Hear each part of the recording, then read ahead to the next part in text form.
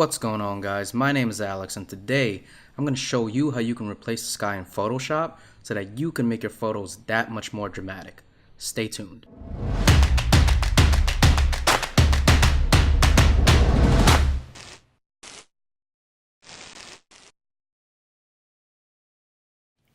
What's up, guys? Alex here, and welcome to my channel where I make Photoshop and Lightroom tutorials as well as other videos such as tech reviews, tips and tricks videos pertaining to digital art, photography, and videography. I'll also be doing vlogs about behind the scenes stuff like when I go out to shoot, when I travel, my daily life, etc. So if you're into any of those things, I'd really appreciate it if you guys hit that subscribe button and turn on post notifications so that you won't miss any future uploads.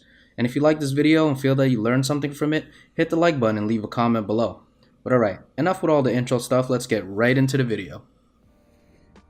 Alright guys, so now that we're in Photoshop, the first thing we have to do is we have to pop open the images that we're going to be using for this project. So I'm just going to hit File, Open. I have the images in my downloads folder, and both these images are going to be available for download. Just check the description below so you guys can follow along the tutorial if that's what you want to do. If not, you guys could use them for practice or whatever.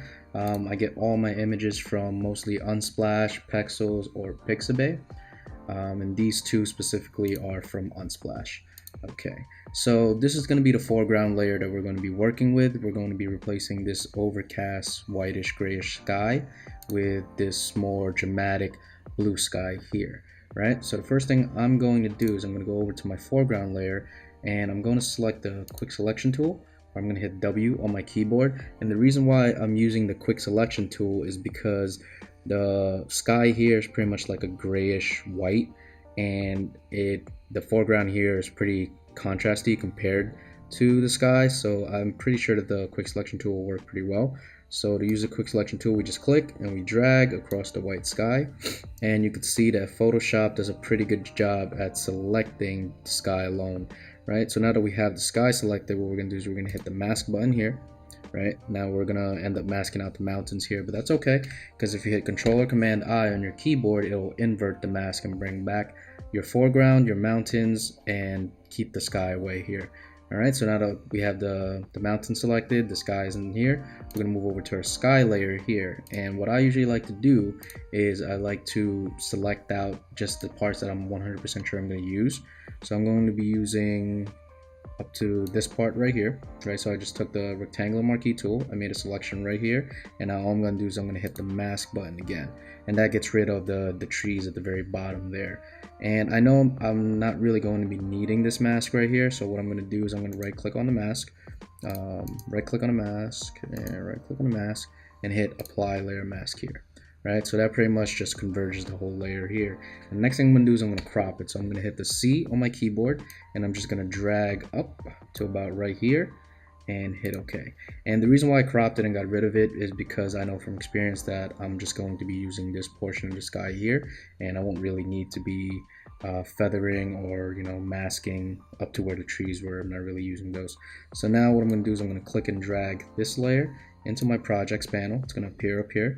Now the next thing I'm going to do is I'm going to move it below the mountains here. I'm going to hit Control T on my keyboard or Command T for Mac, and I'm going to bring it up to about right there, right? So if I hit Control minus to increase my window, I'm going to go shift click right here just to make it a little bit bigger, and I'm going to hit OK up here, right? Alright, perfect. So now that we have the sky in the back right there, so as you can see, that was just a quick 2-minute thing where we were able to select out the sky from this foreground and replace it with this sky here. Now if you guys want to go a little bit more in depth to try to make them a little bit more realistic, what I would usually suggest is that you guys try to match the color of the foreground to your sky, which is what I usually do. And to do that, I'm going to click on my foreground layer. I'm going to click down here for the adjustments layer. I'm going to hit the curves. I'm going to clip it to my foreground right here. This is the clip button, which means that it'll only affect this layer, not any other layers below or above. And what I'm going to do is I'm going to play with the colors here. So I'm going to go to my red channel here, since I know there's a little bit of reds in these highlights and these shadows, and I want it to be a little bit more blue. So what I'm going to do is I'm going to take the highlight point up here. I'm going to drag it down a little bit to add a little bit more cyan into the image. So somewhere around there is good.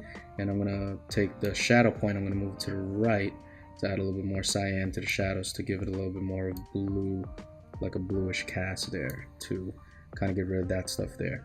And then I'm gonna go over to my blues and I'm gonna increase the blues in the shadow. So I'm gonna take this point and I'm gonna pull it up a little bit, give it a little bit more blue, and I'm gonna take the highlight point, I'm gonna move it to the left a little bit, maybe somewhere around there. Right, so as you can see, now that there's a blue cast, it looks a little bit more blend together very well right there, right? And if you want to blend the whole thing together, you can throw a curves layer on top of everything, right? Don't clip it to anything because you want it to affect both your sky and your foreground. And this curves layer is just here to serve as like an all around blending. So what I usually like to do is I like to lift the shadows a little bit, because I like to matte out my shadows. That's how I like to edit. And I would go to the midtones and I'll bring it down just a little bit, and then I'll take my highlights and I'll add a little bit of contrast by moving it to the left there.